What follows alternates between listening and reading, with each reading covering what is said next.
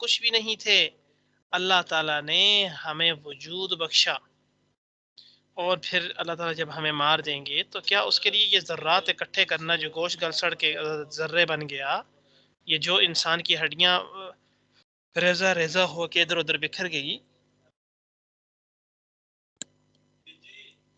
تو کیا ہاں اللہ جی، تعالیٰ کو اکٹھا کر کے اس کو دوبارہ بنانا مشکل ہے؟ نہیں ہے۔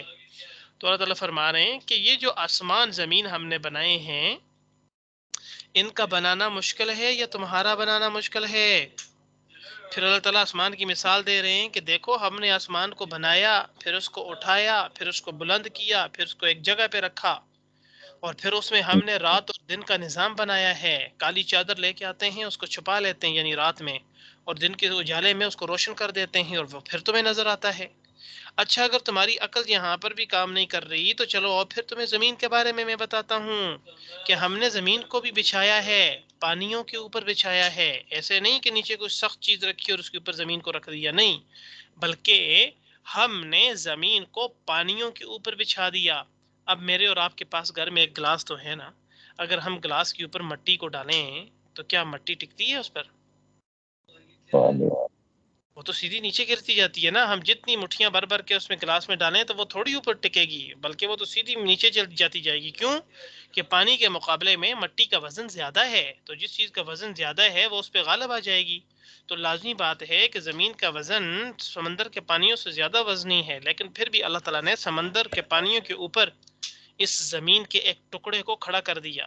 اور آپ کو پتہ ہے اگر کشتی ہو، لکڑی ہو، اگر پانی پہ رکھی جائے تو پانی ادھر ادھر ہلتا رہتا ہے، تو اس کے ساتھ وہ لکڑی یا وہ ٹکڑا ہلتا رہتا ہے۔ لیکن زمین کے نیچے پانی ہے، وہ ہلتا بھی ہے لیکن زمین اوپر سے نہیں ہلتی ہے۔ تو اللہ تعالیٰ فرما رہے ہیں کہ یہ دیکھ لو، اللہ تعالیٰ یہ فرما رہے ہیں کہ بھائی یہ دیکھ لو، اگر تمہیں آسمان میں بھی شک ہے تو جس زمین پہ تم رہتے ہو اس کو دیکھ لو کہ اخرج منہا ماءہا ومرعاہا، کہ ہم نے زمین کو بنایا ہے، پھر بنانے کے بعد اس کو ایسے ہی نہیں چھوڑ دیا۔ اخرج منہا، ہم نے اس زمین سے نکالا ہے، کیا نکالا ہے؟ ماءہا، اس کا پانی، یعنی چشموں کی صورت میں اس کا پانی نکالا ہے، دریاؤں کی صورت میں اس کا پانی نکالا ہے، سمندروں کی صورت میں اس کا پانی نکالا ہے، آبشاروں کی صورت میں اس کا پانی نکالا ہے۔ ٹھیک ہے؟ تو اللہ تعالیٰ فرما رہے ہیں کہ زمین کو بچھانے کے بعد ہم نے اسی زمین سے تمہارے لیے کیا نکالا ہے؟ پانی کو نکالا ہے، ومرعاہا، اور اس کا چارہ یعنی سبزہ بھی اس زمین سے ہم نے اگا دیا تمہارے لیے، یعنی دریا اور چشمے جاری کیے، پھر اسی پانی سے سبزہ پیدا کیا اللہ تعالیٰ نے، جس کو ہم گرینری کہتے ہیں نا۔ جی، پھر آگے اللہ فرما رہے ہیں کہ اگر تمہیں تب بھی شک ہے تو آؤ تمہیں زمین کے اوپر کوئی اور چیز بھی دکھاتا ہوں۔ والجبال ارساہا، ہم نے پہاڑ بھی بنائے ہیں، صرف زمین کے اندر سے پانی نکال کے سبزہ ہی نہیں بنایا ہے، بلکہ ہم نے پہاڑ بھی بنائے ہیں۔ والجبال، اور پہاڑوں کو ارساہا، اس اللہ نے گاڑ دیا ہے۔ زمین کو جب بنایا گیا تو زمین اپنی جگہ سے ہل رہی تھی، کبھی دائیں کبھی بائیں، کبھی آگے کبھی پیچھے۔ تو اللہ تعالیٰ نے، دیکھیں جب ہم گھر میں کوئی چیز بناتے ہیں یا دیوار پہ ہم کوئی چیز جب لٹکاتے ہیں تو اس کے اندر کیل ہم ضرور ٹھوکتے ہیں، ایسے ہی ہے نا؟ تو زمینوں کی جو کیل ہیں وہ پہاڑ ہیں، اور سائنس بھی کہتی ہے کہ جتنا پہاڑ انسان کو اوپر نظر آتا ہے اتنا ہی پہاڑ زمین کے اندر ہوتا ہے۔ ٹھیک ہے؟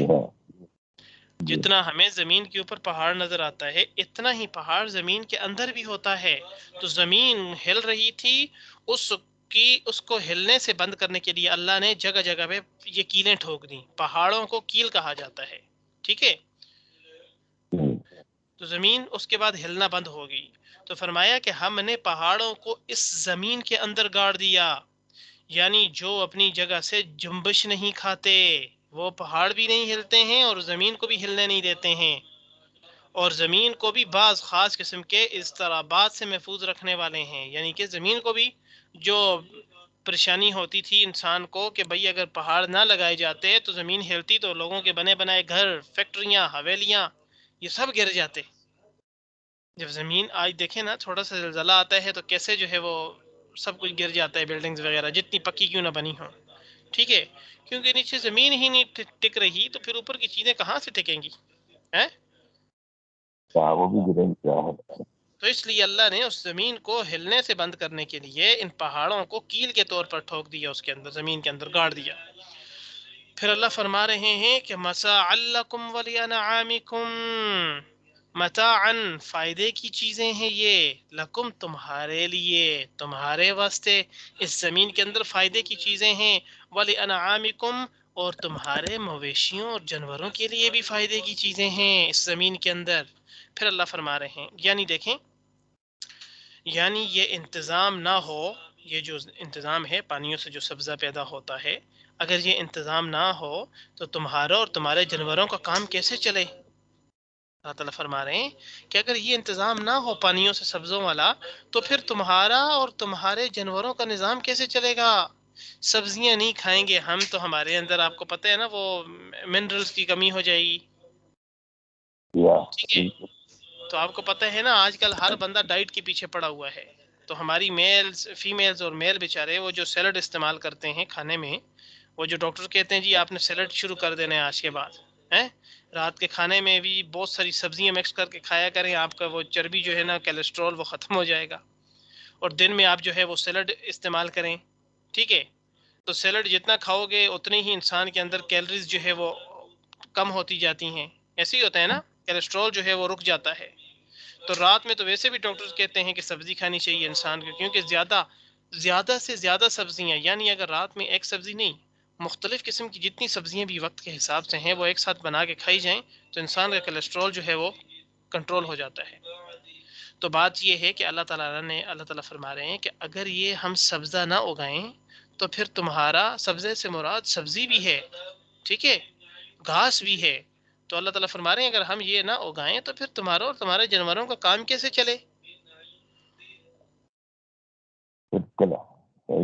ان تمام اشیاء کا پیدا کرنا تمہاری حاجت اور راحت رسانی کے لیے ہے، یہ تمہاری حاجتیں پورا کرنے کے لیے اللہ فرما رہے ہیں کہ ہم اس کو اگاتے ہیں۔ چاہیے کہ اس حقیقی نعمت کا شکر ادا کرتے رہو اور سمجھو کہ جس قدر مطلق اور حکیم برحق نے ایسے زبردست انتظامات کیے ہیں، کیا وہ تمہاری بوسیدہ ہڈیوں میں روح نہیں پھونک سکتا؟ لازم ہے کہ آدمی اس کی قدرت کا اقرار کرے اور اس کی نعمتوں کی شکر گزاری کرے، ورنہ جب وہ بڑا ہنگامہ یعنی قیامت کا آئے گا اور سب کیا کرایا سامنے ہوگا، سخت پچھتانا پڑے گا انسان کو، اللہ تعالیٰ فرما رہے ہیں، ٹھیک ہے؟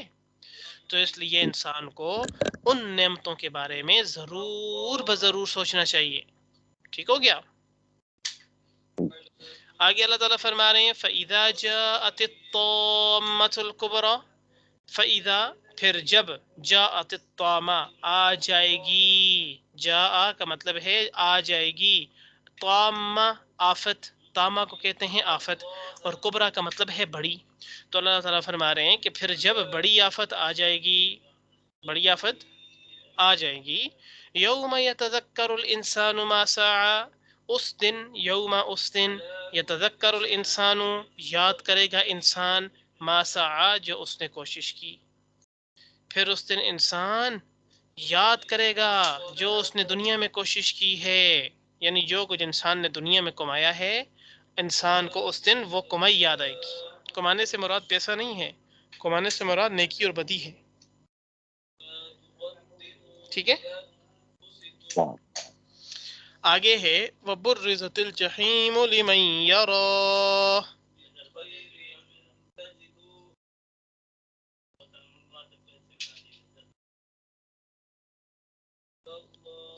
وَبُرِّزَتِ الْجَحِيمُ لِمَن يَرَاهُ، وَبُرِّزَ کا مطلب ہے اور کھول دی جائے گی، یعنی ظاہر کر دی جائے گی، الجحیم جہنم، لمن یرا اس کے واسطے جو دیکھتا ہے، اور ظاہر کر دیں گے اللہ تعالیٰ دوزخ کو، قیامت والے دن اللہ تعالیٰ دوزخ کو لائیں گے اور ساری دنیا کے انسان دیکھیں گے، تو اللہ تعالیٰ پھر لوگوں کو دکھائیں گے کہ یہ جہنم ہے، یعنی دوزخ کو اس طرح منظر عام پر لائیں گے کہ ہر دیکھنے والا دیکھ سکے گا، کوئی آڑ پہاڑ درمیان میں حائل نہ رہے گا۔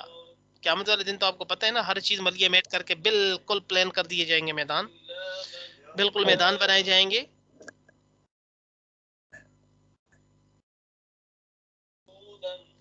اور پھر اللہ تعالیٰ جہنم کو اس طریقے سے ظاہر کریں گے کہ ہر شخص کھڑا دیکھے گا جہنم کو.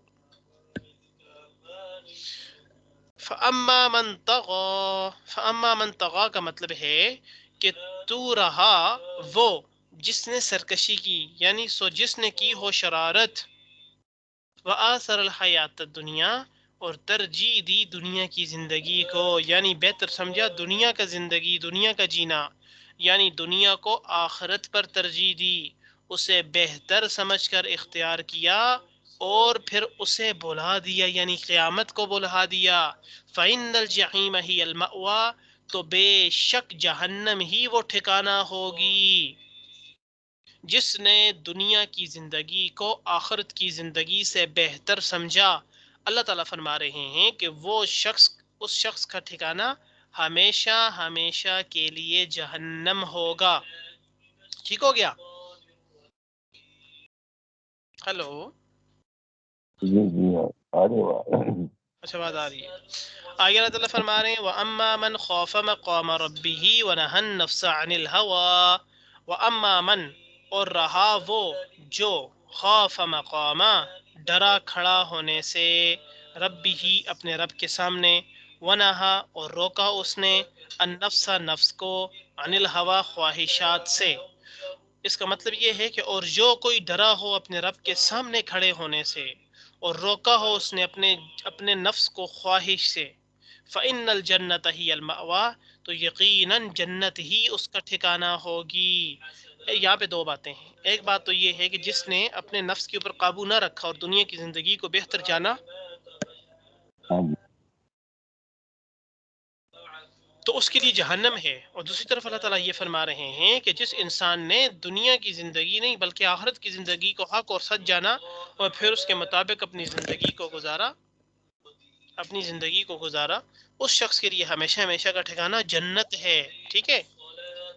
فَإِنَّ الْجَنَّةَ هِيَ الْمَأْوَىٰ، تو اس کے لیے ٹھکانہ کیا ہے؟ جنت ہے.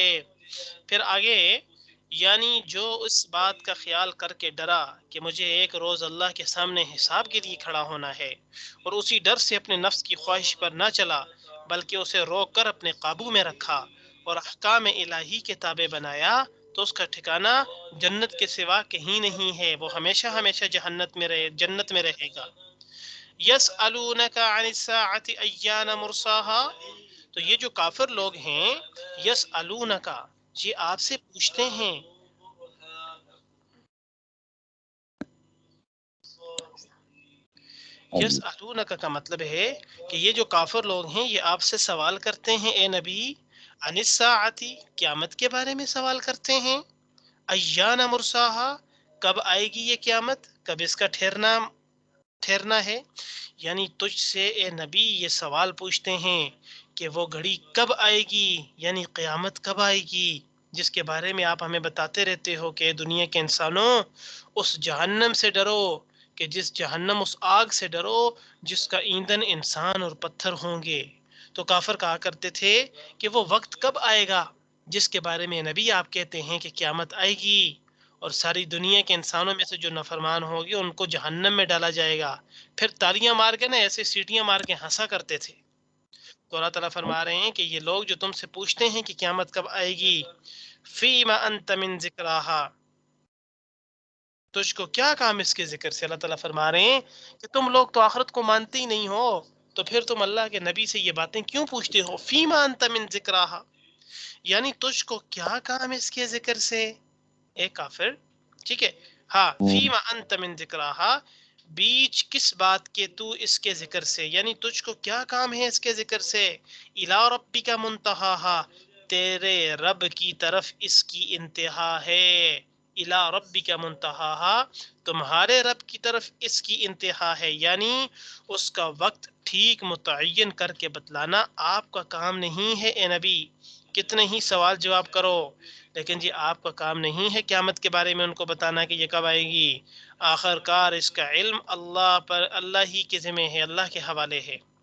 حضرت شاہ صاحب لکھتے ہیں پوچھتے پوچھتے اسی تک پہنچنا ہے، پیچھے سب بے خبر ہیں.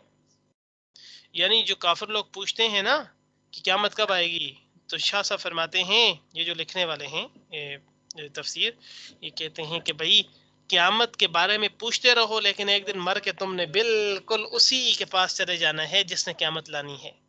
ٹھیک ہے. تو اللہ جی تعالیٰ نے فرمایا کہ یہ تمہارا کام نہیں ہے نبی ان کو بتانا، یہ تو سوال جواب کرتے رہیں گے. قیامت تو تب آئے گی جس کا ہم نے فیصلہ کر لیے کہ کس دن آنی ہے. بس ان لوگوں کو لگے رہنے دو. انما انت منذر من یخشاہا، انما بے شک انت منذر تو خبردار کرنے والا ہے اے نبی، من یخشاہا اس کو خبردار کرنے والا ہے جو ڈرتا ہو اس سے، یعنی قیامت سے جو ڈرتا ہو بس تو اس کو خبردار کرتا رہے. یعنی آپ کا کام قیامت کی خبر سنا کر لوگوں کو ڈرا دینا ہے اے نبی. اب جس کے دل میں اپنے انجام کی طرف سے کچھ خوف ہوگا یا خوف آخرت کی استعداد ہوگی، وہ بندہ سن کر ڈرے گا قیامت کا، اور ڈر کر پھر اپنی آخرت کی تیاری کرے گا. گویا آپ کا ڈرانا نتیجہ کے اعتبار سے صرف انہی لوگوں کے حق میں ہوا جو اس سے نفع حاصل کرنا چاہتے ہیں، ورنہ جاہل اور نااہل لوگ تو انجام سے غافل ہو کر انہی فضول بحثوں میں پڑے ہوئے ہیں کہ قیامت کس تاریخ کو، کس دن کو، کس سن میں آئے گی. یہ تو بے وقوف لوگ ہیں. لیکن جن لوگوں کے آپ سنائیں گے قیامت کے بارے میں، وہ یہ نہیں پوچھیں گے قیامت کب آئے گی، بلکہ وہ کہیں گے یا رسول اللہ اب ہمیں اپنی آخرت کیسے سنوارنی ہے، قیامت والے دن ہم کیسے اللہ کے سامنے کھڑے ہوں. تو پھر وہ تم سے اس بارے میں سوال کریں گے، یہ سوال نہیں کریں گے جاہلوں کی طرح کہ کب آئے گی، کس دن آئے گی، کس سن میں آئے گی. ٹھیک ہے. تو آگے اللہ فرما رہے ہیں کأنہم یوم یرونہا لم یلبثوا الا عشیۃ او ضحاہا، کأنہم گویا کہ وہ یوم یرونہا جس دن وہ دیکھ لیں گے اس کو تو کہیں گے گویا کہ لم یلبثوا نہیں وہ ٹھہرے الا عشیۃ مگر شام کا وقت، او ضحاہا یا اس کی صبح. یعنی ایسا لگے گا جس دن وہ لوگ دیکھیں گے اس جہنم کو، اس قیامت کو کہ نہیں ٹھہرے تھے دنیا میں ہم لوگ مگر ایک شام یا صبح. اس کا مطلب یہ ہے کہ یعنی اب تو شور مچا رہے ہیں کہ قیامت کے آنے میں دیر کیوں ہے. ابھی یہ لوگ تو شور مچا رہے ہیں نا، کیا قیامت کے آنے میں دیر کیوں ہے، جلد کیوں نہیں آ جاتی. مگر جب قیامت آئے گی تو اس وقت معلوم ہوگا کہ بہت جلدی آ گئی، بیچ میں دیر کچھ نہیں لگی. یعنی قیامت والے دن وہ لوگ قیامت والے دن وہ لوگ پتہ ہے کیا بولیں گے؟ وہ لوگ یہ بولیں گے کہ ہائے ہم نے تو دنیا میں صرف ایک شام کا وقت گزارا ہے شاید، یا پھر ایک صبح کا وقت گزارا ہے. یعنی ان کو دنیا کی زندگی اتنی تھوڑی محسوس ہوگی. سمجھ گئے؟